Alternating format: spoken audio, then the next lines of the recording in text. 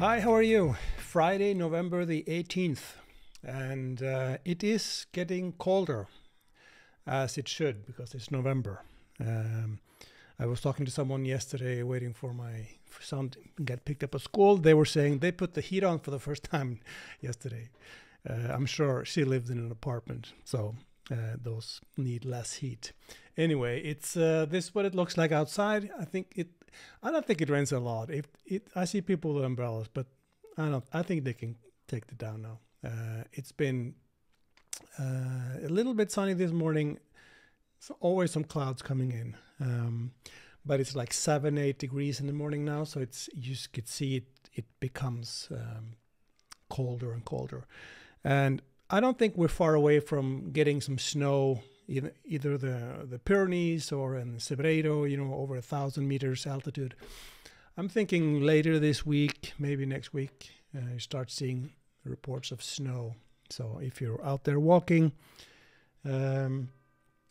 just so you know, it might be snowing. There's no report of any big snowfalls or anything like that, but it's just on its way, as it should be, because it's November. So yesterday, 333 pilgrims. Day before yesterday, 174. So we're definitely moving downwards in the number of pilgrims coming through. I like this the weather thingy. What you see the blue is the rain. So there's always rain coming in. A few days with no rain, and then we're gonna have some more at the end of the week, I think, as well. And I think you could, if I switch to temperatures, let's see, how do I do that? Temperature. It's not so bad now, but towards the end of the week, let's see if I could put it down. Friday, Saturday. See the blue areas there in northern Spain? That's when it's going to become negative temperatures and maybe snow. And you can see it in the Pyrenees too. It's starting to get blue there at the end of the week. So look out for that. Anyway, I did a walk through Santiago yesterday, and I did take some video of it. This is the square down by the supermarket. And as you can see, the Christmas lights are up. This year they started early, because a few years ago they were very late and they barely made the Christmas light before Christmas. I did walk across to the park, and I was thinking, for those of you who hadn't been to Santiago before, you probably know about the Alameda Park. It's a nice place to get away from the crowds if the old town is too busy. So I thought I'll show you a little bit what the park looks like. It's just next to Old Town. See the statue of the two Marias there, Los Dos Marias, and they were actually two sisters that used to live in Santiago in the 60s and 70s, I think, and they would always go arm in arm down the street with some very colorful clothing. So they have gotten their statue there at the park. So just walking down the park, there's an American lady, a girl that has opened up a cafe actually a few years ago. I haven't mentioned it before, but she has a cafe with some nice bakery and stuff just on the right there. See the right building there, white building there? That's where she is. And let's see if I could stop the video. I can go over to the browser and I could go to the cafe's name is Lusco and Fusco Bakery Cafe. So I would stop by there if you're looking for a good cup of coffee and some bakery goods next time you're in town. So anyway, okay, so the video started from the beginning. Let's move ahead. I was walking in the Alameda Park. You get a great view of the cathedral. And many people go to the park, especially around St. James Day when the fireworks are coming up from the cathedral. There's a good spot over at the park where you could get to see the fireworks really well, almost better than if you're on the square sometimes. So anyway, now of course it's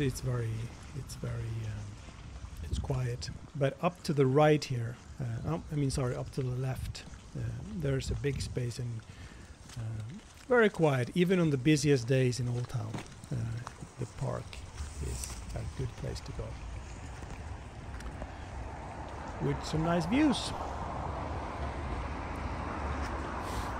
So you see Town Hall there, that's the big building in front of it to the left. The big stone building there, that's Town Hall. And let's see if I can walk further up a little bit. You get to the big eucalyptus tree that many of you have been to with a bench around it, which is also a very nice spot to have a photograph of the cathedral. And many pilgrims go here and take a selfie or a group photograph if they've walked with a group. They do it in front of this eucalyptus tree with the cathedral in the background. So anyway, it was a little walk that I did yesterday in the park. One thing that I saw the other day as well, which I think was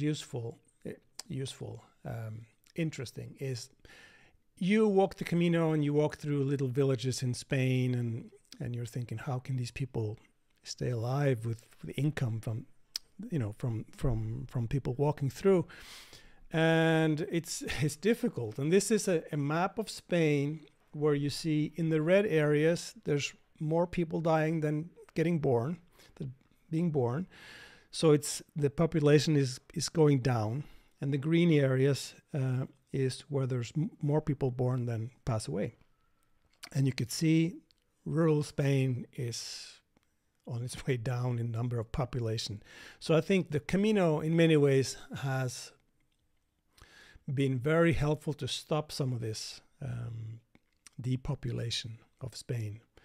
And I think it's something very good that the Camino does to Spain, because we'll talk a lot about how the Camino is good for the pilgrims, but how is it good for Spain? And I think this is one of the things that the Camino can really help to make Spain, rural Spain, a good place to be for people that want to live there.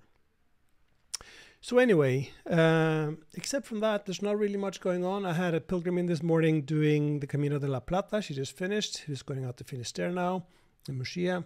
She had a good time. She was alone a lot of the time. She got adopted by some Spanish pilgrims and some Italians, I think, and she found that to be very helpful. And she also mentioned that she was walking by herself, so was alone many days in albergues alone, and she felt a little bit alone. But she was very encouraged by comments that was made. I think maybe it was on the forum. If it wasn't on the forum, it was on her blog or somewhere. She felt like she was having support from people all around the world with the little comments that they made on her, because she was commenting on her Camino while she was walking. And we have the live from the Camino section on the forum, and I think she felt that was very useful for her. She kind of got encouraged by the comments she got online while walking. So she felt she was not walking alone in that way. She had a little bit of support. So anyway, hope that could be of use. Hopefully people can use the live from the Camino feature on the forum to see